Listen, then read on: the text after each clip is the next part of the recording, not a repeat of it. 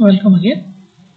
In the earlier video, we have discussed about access control and role-based access control with respect to Solaris. Now, we will discuss on the concept of revocation of access rights. What do you mean by this? See, the name itself indicates if some access rights are not given or expired or something like this, and what are things need to be considered when you want to revoke that particular access right. So what happens in a dynamic protection system where things keep on changing, we cannot have access rights static. So what happens? So in this, we need to consider few things, right? We may sometimes need to revoke access rights to object shared by different users depending upon their changing roles and depending upon other aspects of system. So when we go for this revoking of access rights on the objects or to the objects which are being shared by multiple people or multiple users, so there arise few questions which need to be understood and answered. So when to do immediate versus delayed? What do you mean by this? Do we need to do this revocation of access rights immediately or can it be delayed?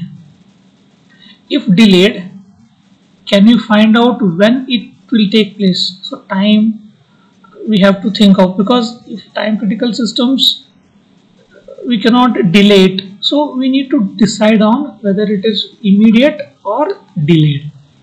One thing. Then selective versus general, whether all access need to be revoked or only selective access need to be revoked. When an access right to an object is revoked, does it affect all other users? Right? All other users who have an access right to that particular object. Say for example, there is an object F which is being used by multiple users. If out of all users, if I revoke all access right to only one of the same group, and how can it affect? How it affects? Does it affect all the users? That has to be clarified. Or can we specify selected group of users who access rights should be revoked? Out of many, only few can be, for few can be revoked or what? So these things need to be, to do all this, we need to take into consideration about the policies of the company, working condition, and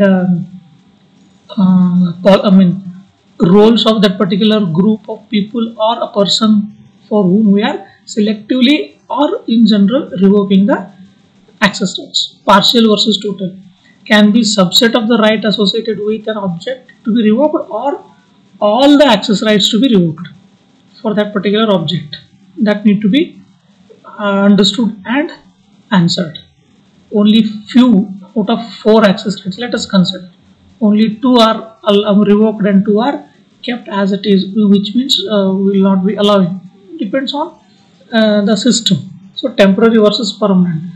Can we revoke all access rights for a time period, or can we be revoked and later be obtained again? So these few things need to be answered when we are discussing about revocation of the access rights. So with an access list scheme, revocation is easy. What do you mean by this access list? In this, who is using what and how much will be there. So the access list is searched for any access rights to be revoked and then are deleted from the list if needed, depending upon whatever we are executing or using, right? Revocation is immediate and can be general or selective or total or partial, anything which we have discussed just now. But depending upon the company policy or organization policy, depending upon the system being used, depending upon the security and other aspects of the company has to, organization has to be taken into consideration. Then what access list contains? Access lists, see, it deletes access rights from access list. Simple is that search, how to do it? search access list and remove entry, you are done. So immediate or general or selective or total or that depends on the need of the time, right? Capability list. What this capability list is,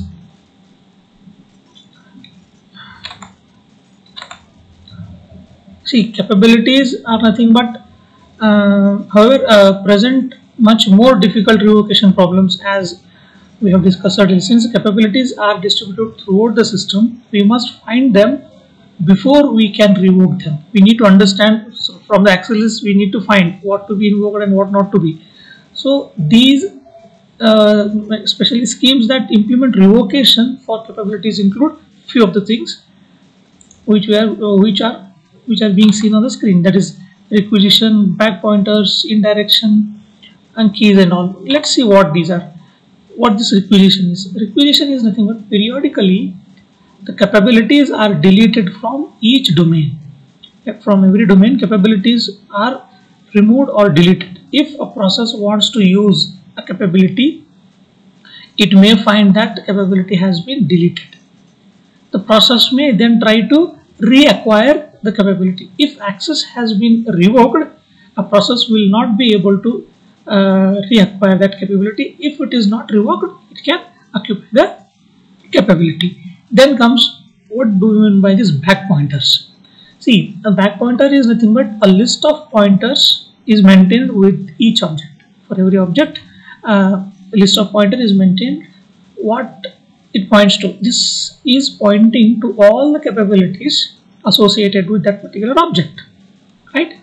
When revocation is required, we can follow these pointers, changing the capability as necessary and as needed, right? This scheme was adopted in Multics and it is quite general, not that we need a specific things with this, right? Then indirection. We have seen indirection with Unix concept. The capabilities point indirectly, which means not directly to the objects, right? Here, each capability point to a unique entry in a global table. A global table will be maintained, a unique entry will be pointed out. See, which in turn points to objects. So that's what it is called as indirect. Fine. First, it is pointing to global table, and which in turn points to the specific object. See this. Here we implement the revocation by searching the global table first for the desired entry and deleting it. Then what is done? Then when an access is attempted, the capability is found to point in illegal table entry because we have deleted by revoking. So table entries can be reused for other capabilities without difficulty, since both capability and the table entry contain unique name of the object which are in the global entry or global table. The object for a capabilities and its table entry must match. If that is the case, the scheme was that is the case, then we can call it as proper selective revocation. Else it is not. Then we have keys. What do you mean by keys? A key is a unique bit pattern, right? That's what it is called as, a unique bit pattern that can be associated with capability. This key is defined when a capability is created. When we create a capability, this key is created, and it can be neither modified nor inspected by the process that owns the capability, right? So master key is associated with each object. It can be defined or replaced with set key operation, set, unset, or that set key operation. When a capability is created, the current value of the master key is associated with that particular capability. When the capability is exercised, its key is compared with master key, right? If the key match, the operation is allowed to continue, otherwise an exception condition is raised, right? Simple as so. Revocation replaces the master key with new value via the set key operation, which I just now mentioned.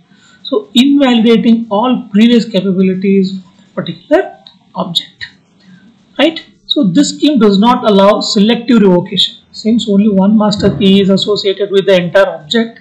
If we associate a list of keys with each object, then selective revocation can be implemented. Finally, we can group all the keys into a global table key, which we have mentioned in the earlier section discussion. So a capability is valid if its key matches some key in the global table, then only it is you can revoke. We implement revocation by removing a matching key from the table. With this scheme, a key can be associated with several objects, right? So several keys can be associated with each object. We can have both ways, right? So providing maximum flexibility, either a key can have multiple objects or one single object can have multiple keys.